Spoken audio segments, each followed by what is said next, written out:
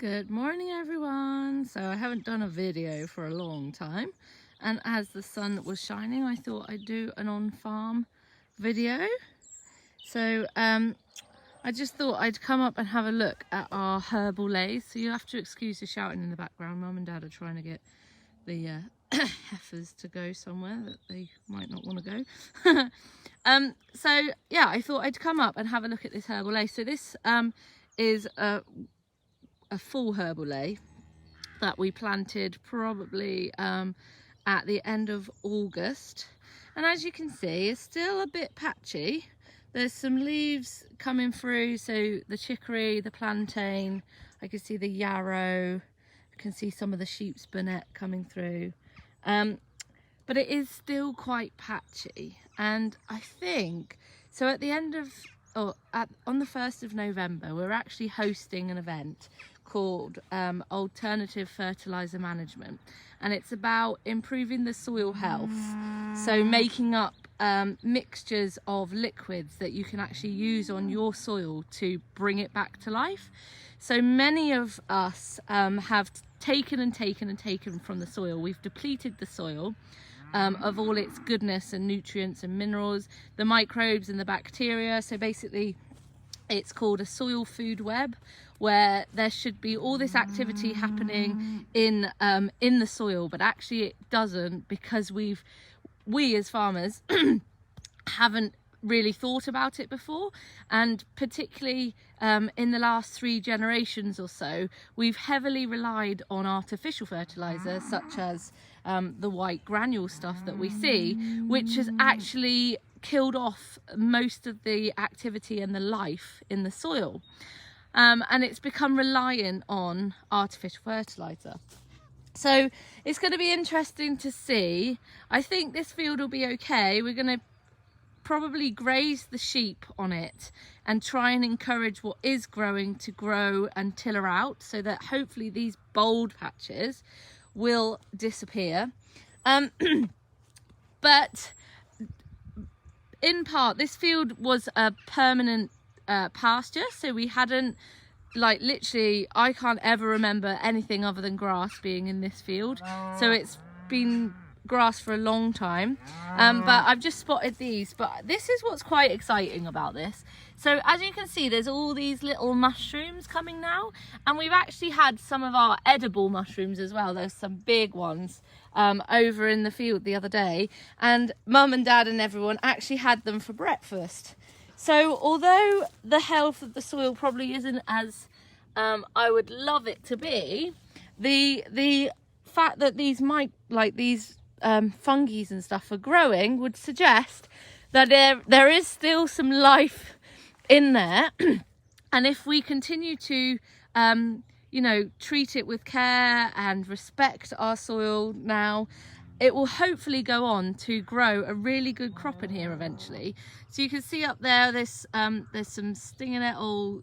Those have been there for years, so that will be interesting to see what happens with those, because this field wasn't ploughed, so we don't use any ploughs on this farm any longer, mainly because it releases the carbon, which is what we don't want to do. We don't really release what carbon we do have in the soil.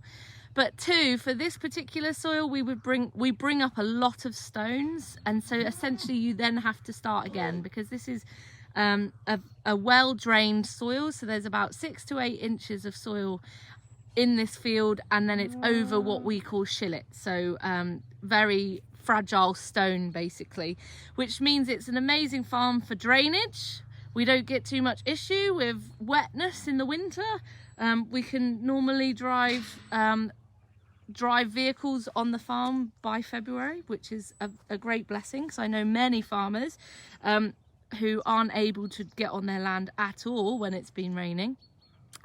But we're very blessed to have this free draining soil. But on the other hand, because the life in the soil isn't as it should be, because we've depleted it from all its goodness, it doesn't hold the amount of water it should. So we end up in a situation where we can have a drought very early on in the growing season. So if it doesn't rain in February, March, like the springtime, we can get caught out and the grass won't grow then either. So there's all these different challenges that each individual farmer has when it comes to growing grass. So we might have lots of rain, but if the soil isn't doing as it should be or as it could be, it won't grow it. So as you can see, the cows have all come to say hello to us here.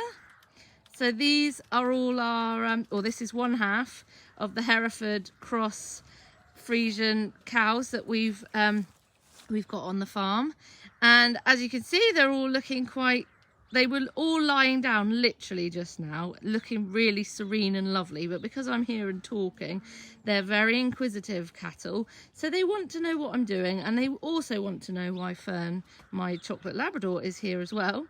And we've been really, really lucky this year because we've actually got 5 sets of twins that we're expecting, which is a good sign to me because it means that we are improving our fertility. So I feel that a lot of the challenges that we've got as farmers with fertility, with bad feet, with worms and pest issues comes from the fact that we've not been taking care of our soil properly. So it's really good that our cows this year they've mooched around the whole of the farm rather than being in the same places. So we've managed to fence some other fields, so they've been able to go to other places. And I feel that they've actually then been able to take up any vitamins and minerals and nutrients that they've needed in those fields that they weren't getting before. And this is has basically improved the fertility of the cattle, which is brilliant because that's what we all want. We all want fertile cows and to be able to have a baby every year, and that is what they're here for. So there are some of so these babies here are about 9 months old, and we're hoping upon hope, if the weather stays fairly good, that they will stay out for as long as possible. So they'll be closer to 10-11 months before we take them off their mummies, basically. And by then, mummies have normally started to kick them off anyway because they get a bit fed up with them when they're nearly the size of them. So sucking them, they can get a bit hard. So mummies tend to start weaning them off themselves, which is a good thing.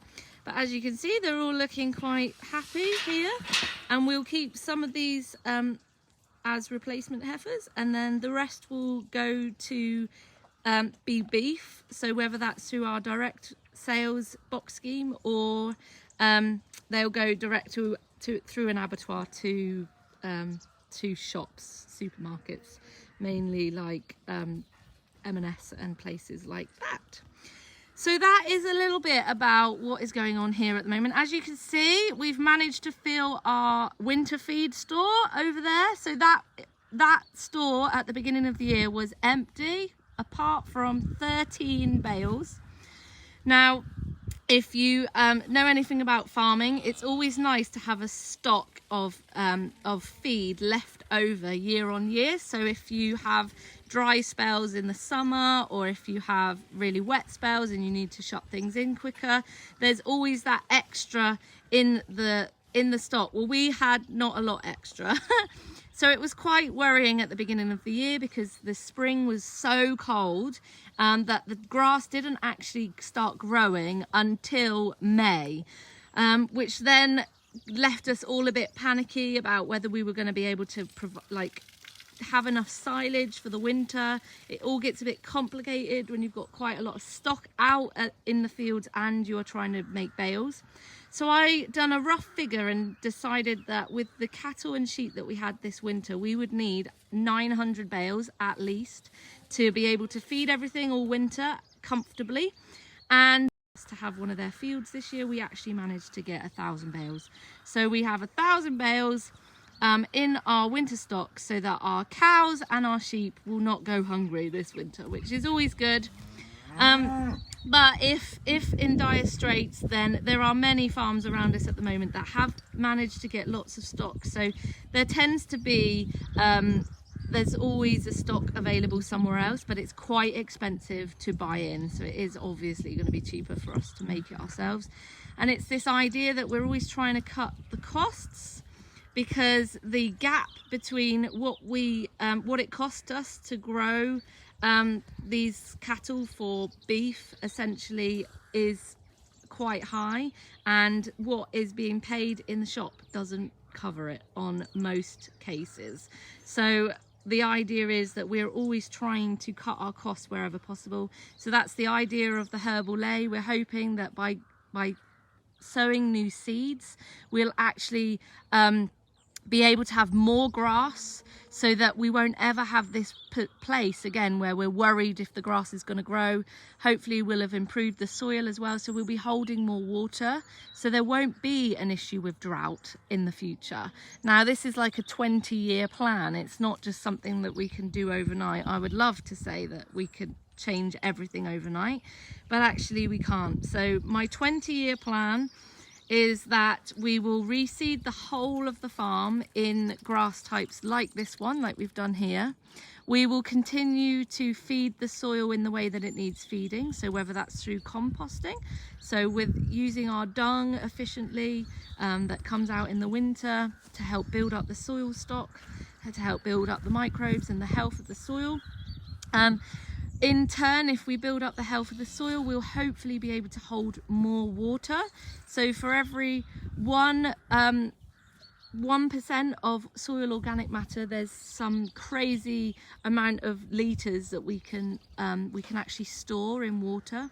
And for people who are watching this who might have an issue with flooding or something like that in your homes, if we as farmers were able to increase the soil organic matter, it would actually reduce the flooding that happens in villages and towns and stuff as well, because we would be able to hold more water in our soils, and therefore not so much would be rushing down in the streams, down into the rivers, and then flooding homes, which is what we are seeing happening.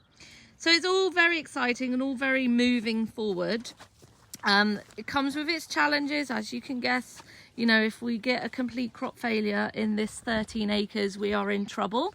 This one here is a mixture of grassland and herbs, and this is actually growing a lot better, as you can see, than the one next door. So hopefully this one will go on, and you know, we'll graze this with some sheep now this week if it stays dry, to hopefully encourage the grass to grow a bit more. But this one's actually growing really, really well.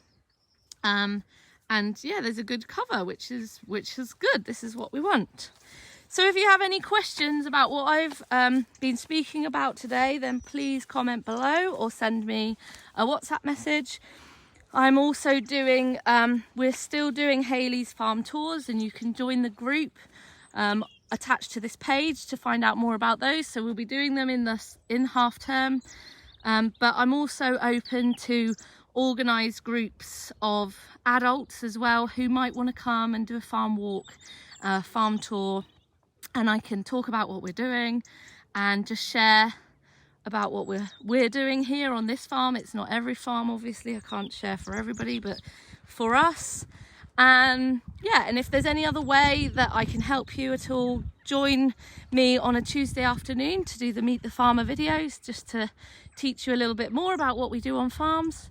Yeah, thank you for listening and tuning in.